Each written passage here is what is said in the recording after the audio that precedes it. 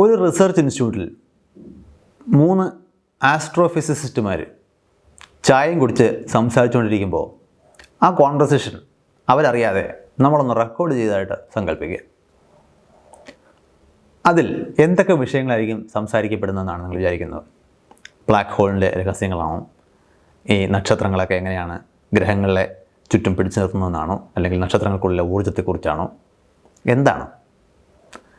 ഈ വിഷയങ്ങളൊക്കെ അവരുടെ വിഷയങ്ങളാണെങ്കിലും മിക്കവാറും ആ കോൺവെർസേഷനിൽ ഉണ്ടാകാൻ സാധ്യത ആ കൂട്ടത്തിലില്ലാത്ത ഏതെങ്കിലും ഒരു സയൻറ്റിസ്റ്റിന് അടുത്തിടെ അർഹതയില്ലാതെ പ്രൊമോഷൻ കിട്ടിയതിനെക്കുറിച്ചോ, അടുത്ത് വേറെ ആർക്കെങ്കിലും എന്തെങ്കിലും ഒരു നെഗറ്റീവ് സൈഡ് ഉണ്ടായതിനെക്കുറിച്ചോ, ആ ഇൻസ്റ്റിറ്റ്യൂട്ടിലെ മറ്റെന്തെങ്കിലും പ്രശ്നങ്ങളെക്കുറിച്ചോ ഒക്കെ ആവാനും ആണ്. നമ്മുടെ വാർത്തകൾ ശ്രദ്ധിച്ചു കഴിഞ്ഞാൽ AR റഹ്മാൻ എന്തിനാണ് ഡിവോഴ്സ്ഡ് ആയത്? ഒരു പ്രത്യേക നടി ഏത് നടനോടൊപ്പമാണ് വിദേശയാത്രയ്ക്ക് പോയത്? ഇങ്ങനെയുള്ള വാർത്തകൾ നമ്മുടെ സോഷ്യൽ മീഡിയയിലും മുഖ്യധാര വാർത്താമാധ്യമങ്ങളുടെ വെബ് പേജുകളിലുമൊക്കെ ഇങ്ങനെ തള്ളിക്കയറി വരുന്നത് എന്തുകൊണ്ടാണ്? ഇതിനെല്ലാം കോമൺ ആയിട്ട് അടങ്ങിയിരിക്കുന്ന കാര്യം പരദൂഷണമാണ്, ഗോസിപ്പിംഗ്. ഇതൊരു നെഗറ്റീവ് കാര്യമായിട്ടാണ് നമ്മളെപ്പോഴും പറയാറ്. പരദൂഷണം എന്ന വാക്കിൽ ആ ദൂഷണം എന്ന് പറയുന്ന മലയാള വാക്ക് തന്നെ മോശം പറയൽ എന്നർത്ഥത്തിലാണ്.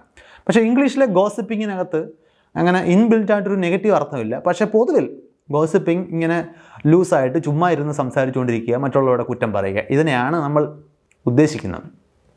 പക്ഷേ നമ്മൾ കരുതുന്ന പോലെ ഒരു ചില്ലറ കാര്യമല്ല ഗോസിപ്പിംഗ് എന്നാണ് പഠനങ്ങൾ നമ്മളോട് പറയുന്നത്.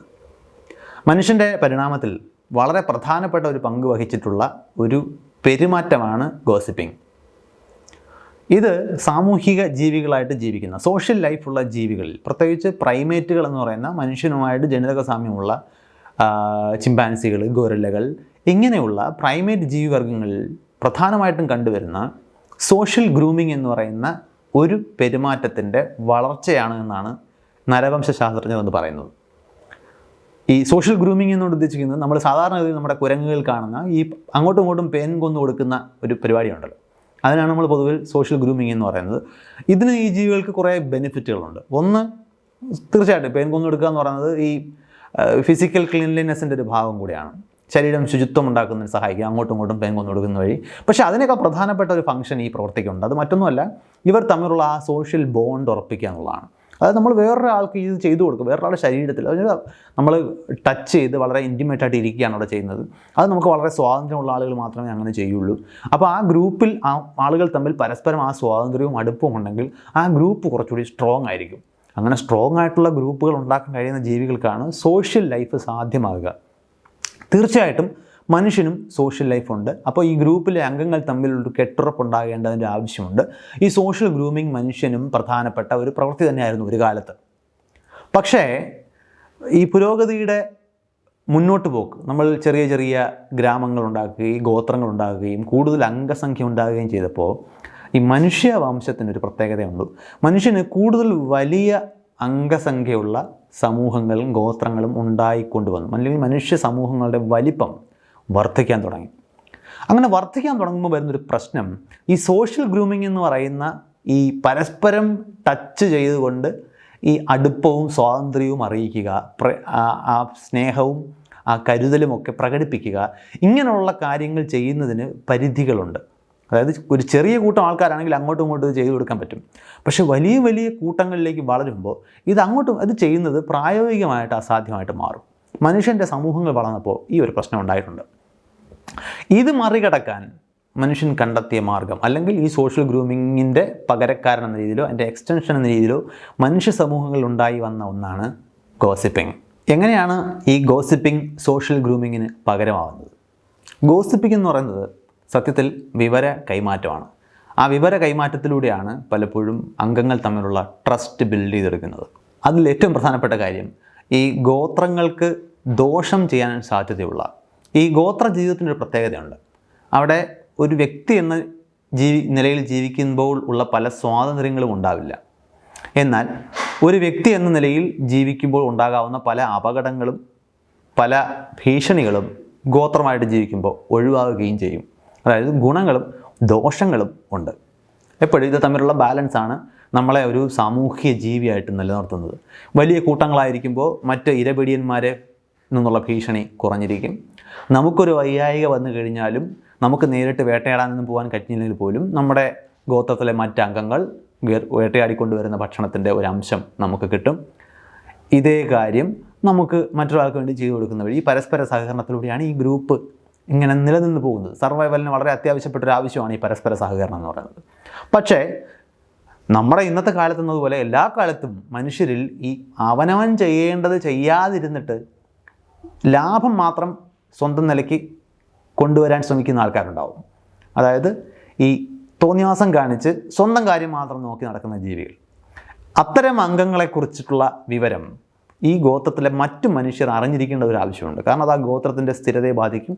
അതായത് എന്നെ ചതിച്ച് എൻ്റെ കാര്യം സ്വന്തമാക്കാൻ വേറൊരാൾ ശ്രമിക്കുന്നുണ്ടെങ്കിൽ അയാൾ എൻ്റെ കാര്യത്തിൽ മാത്രമാകില്ല, വേറൊരാളുടെ കാര്യത്തിൽ ഇൻട്രസ്റ്റ് കാണിക്കും. അപ്പോൾ ഇന്നയാളിന് ഈ ഒരു സ്വഭാവ സവിശേഷതയുണ്ട്, അത് നീ ഒന്ന് കരുതിയിരിക്കണമെന്ന് ഞാൻ ഇഷ്ടപ്പെടുന്ന, എൻ്റെ കാര്യത്തിൽ കരുതലുള്ള, ഞാൻ കരുതൽ കാണിക്കുന്ന ഒരാളോട് ഞാനിത് പറയുന്നത് മൊത്തത്തിൽ ആ ഗ്രൂപ്പിൻ്റെ സ്റ്റെബിലിറ്റിക്ക് നല്ലതാണ്. ഇങ്ങനെയാണ് നമ്മളുടെ ഉള്ളിൽ ഈ മറ്റുള്ളവരിൽ ഉണ്ടാകാവുന്ന നെഗറ്റീവ് ആസ്പെക്ട്സ് നമുക്ക് വേണ്ടപ്പെട്ട ആളുകളെടുത്ത് പറയാനുള്ള പ്രവണതയായിട്ട് പതിയെ ഇവോൾവ് ചെയ്ത് വന്നത്.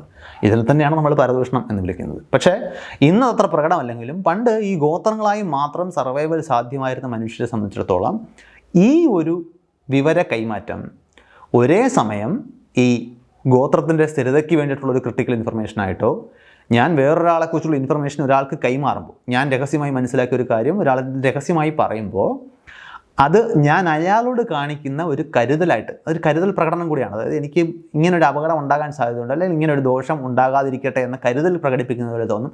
ഇത് ഈ അംഗങ്ങൾക്കിടയിലുള്ള പരസ്പര സഹകരണവും സ്നേഹവും കരുതലും ഒക്കെ വർദ്ധിക്കാനും കാരണമാകും. അങ്ങനെ ഒരു സോഷ്യൽ പർപ്പസ് ഈ ഗോസിപ്പിംഗ് നമ്മുടെ ഇടയിൽ ചെയ്തിട്ടുണ്ട്. അതുമാത്രമല്ല, ഈ ഗോസിപ്പിംഗ് എന്ന് പറയുന്നത് പൊതുവിൽ ഒരു കഥ പറച്ചിലിൻ്റെ സ്വഭാവമാണുള്ളത്. ഈ കഥ പറച്ചിൽ മനുഷ്യൻ്റെ ഭാഷയുടെ ഉൽപ്പത്തിയിലും മനുഷ്യവംശത്തിൻ്റെ ഉൽപ്പത്തിയിലും ഈ ഇന്നത്തെ രീതിയിലുള്ള ഒരു വളർച്ചയിലേക്ക് വളരെയധികം സംഭാവനകൾ നൽകിയിട്ടുള്ള ഒരു കാര്യമാണ്. അതായത് നമ്മളിപ്പോൾ നോക്കിക്കഴിഞ്ഞാൽ നമ്മളൊരു കഥ നെയ്താണ് പറയുക. നമുക്ക് കിട്ടിയ ഇൻഫർമേഷൻ്റെ അടിസ്ഥാനത്തിൽ നമ്മളൊരു കഥ ഉണ്ടാക്കി ആ കഥയുടെ ഒരു വീവിങ് പ്രോസസ്സ് നടക്കുന്നുണ്ട്. ആ ഒരു പ്രക്രിയയിൽ ഭാഷ വളരെ പ്രധാനപ്പെട്ടതാണ്. ആര് ആരോട് എന്തു ചെയ്തു, ഇങ്ങനെ ഒരു ഇൻഫർമേഷൻ ആയിരിക്കും ചിലപ്പോൾ നമ്മൾ പാസ് ചെയ്യുന്നത്.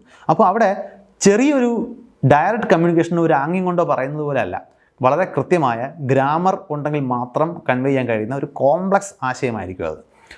ഇങ്ങനെയാണ് മനുഷ്യൻ്റെ ഭാഷ ഒരു സങ്കീർണ ഭാഷയായി വികസിച്ചത്. ചുരുക്കി പറഞ്ഞാൽ ഗോസിപ്പിങ്ങിന് വേണ്ടിയാണ് ഭാഷ ഉണ്ടായത് എന്ന് പോലും അഭിപ്രായപ്പെടുന്ന ആന്ത്രപ്പോളജിസ്റ്റുകളുണ്ട്. അപ്പോൾ നമ്മൾ ഗോസിപ്പിങ്ങിനെ അങ്ങനെ തെറ്റിദ്ധരിക്കാൻ പാടില്ല. ഗോസിപ്പിങ്ങുമായിട്ട് ബന്ധപ്പെട്ട് ചില തെറ്റിദ്ധാരണകളുമുണ്ട്. ഇപ്പോൾ ഉദാഹരണത്തിന് ഈ ഗോസിപ്പിംഗ് എപ്പോഴും നെഗറ്റീവ് ആകണം എന്നില്ല.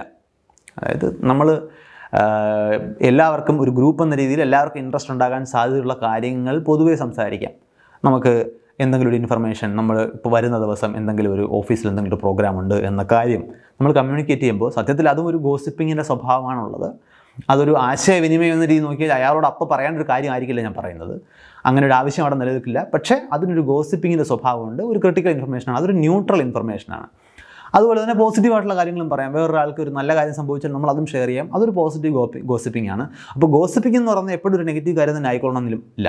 എന്ന് മാത്രമല്ല, ഗോസിപ്പിങ്ങിൻ്റെ അടിസ്ഥാന പർപ്പസ് നമ്മളിന്ന് മനസ്സിലാക്കുന്നിടത്തോളം അത് ഒരു ഗോത്രം എന്ന നിലയിൽ നമ്മളെ സർവൈവ് ചെയ്യാൻ സഹായിച്ച സോഷ്യൽ ഗ്രൂമിംഗ് എന്ന് പറയുന്ന പ്രൈമേറ്റ് ജീവികൾ നമ്മൾ കാണുന്ന പെരുമാറ്റത്തിൻ്റെ ഒരു എക്സ്റ്റെൻഡഡ് ഹയർ വെർഷൻ എന്ന രീതിയിലാണ് ഭാഷയിലൂടെ നമ്മൾ ഗോസിപ്പിംഗ് വെച്ച് ചെയ്യുന്നത്. അതുപോലെ ഈ ഗോസിപ്പിങ്ങിൻ്റെ ഒരു അളവ് പൊതുവെ പഠനവിധേയമാക്കിയിട്ടുണ്ട്. നമ്മളുടെ എല്ലാവരുടെയും സാധാരണ കോൺവെർസേഷനുകൾ, നമ്മൾ ഒരു ദിവസം സംസാരിക്കുന്ന മുഴുവൻ കോൺവെർസേഷൻസിൻ്റെ 60 മുതൽ 70% വരെ ഗോസിപ്പിംഗ് ആണ് എന്നാണ് പഠനം.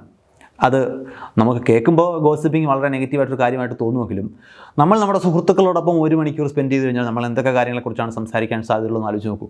ഗോസിപ്പിങ്ങിൻ്റെ സയൻസിനെ കുറിച്ചാണോ അതോ യൂട്യൂബ് ചാനലിനെ കുറിച്ചാണോ എന്നതിനെക്കുറിച്ചാണ് നമ്മൾ സംസാരിക്കാൻ പോകുന്നത്. നമുക്ക് എല്ലാവർക്കും കോമൺ ആയിട്ട് അറിയാവുന്ന, ഒരുപക്ഷെ അപ്പോൾ അവിടെ ഇല്ലാത്ത ഒരാളിനെ കുറിച്ചിട്ടുള്ള എന്തെങ്കിലും കാര്യങ്ങളായിരിക്കും.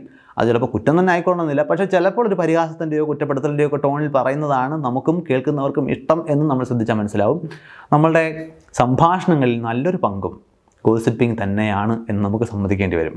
അതുപോലെ തുടക്കത്തിലുള്ള ഉദാഹരണത്തിൽ പറഞ്ഞതുപോലെ സയൻറ്റിസ്റ്റുമാർ സംസാരിച്ചാൽ പോലും അതിനകത്ത് നിങ്ങൾ ഏത് പ്രൊഫഷനിലുള്ളവരാണെന്നോ നിങ്ങൾ എത്രത്തോളം വിദ്യാഭ്യാസമുള്ളവരാണെന്നോ ഒന്നൊരു വിഷയമല്ല. നമ്മളുടെ എല്ലാം കോൺവെർസേഷനിൽ നല്ലൊരു പങ്കും നമ്മൾ ഗോസിപ്പിംഗ് ആണ് ചെയ്യുന്നത്. ഏറ്റവും പ്രധാനപ്പെട്ട ഇൻഫർമേഷൻ, പൊതുവിൽ പുരുഷന്മാർ സ്ത്രീകളെ ഗോസിപ്പിങ്ങിൻ്റെ പേരിൽ കളിയാക്കാറുണ്ട്. ഇവിടെ ജെൻഡർ ഡിഫറൻസും ഇല്ല എന്നതും ശ്രദ്ധിക്കേണ്ടതുണ്ട്. സ്ത്രീകൾ പറയുന്ന ഗോസിപ്പിങ്ങിനോളം തന്നെ പുരുഷന്മാരും ഗോസിപ്പിങ്ങിൽ ഏർപ്പെടുന്നുണ്ട്.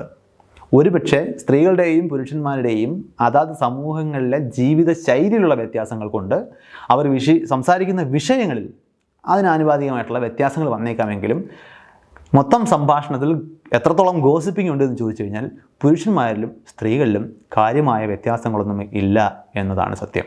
ഇനി ചുരുക്കി പറഞ്ഞാൽ, നമ്മൾ കാണുന്ന വാർത്തകളിൽ ഗോസിപ്പിങ്ങിന് സമാനമായിട്ടുള്ള വാർത്തകൾക്ക് കൂടുതൽ പ്രചാരം കിട്ടുന്നതും നമ്മൾ കൂടുതൽ അത്തരം വാർത്തകളിലേക്ക് കണ്ണുടക്കി പോകുന്നതിനും പിന്നിൽ ഈ ഗോസിപ്പിങ്ങിന് വേണ്ടി ഉരുത്തിരിഞ്ഞ ഒരു ജനിതക സവിശേഷത നമ്മുടെ എല്ലാം ഉള്ളിൽ ഉള്ളത് കൊണ്ടാണ് എന്നൊരു തിരിച്ചറിവ് തന്നുകൊണ്ട് നമുക്ക് മറ്റൊരു വിഷയമായിട്ട് പിന്നെയും കാണാം. ബൈ.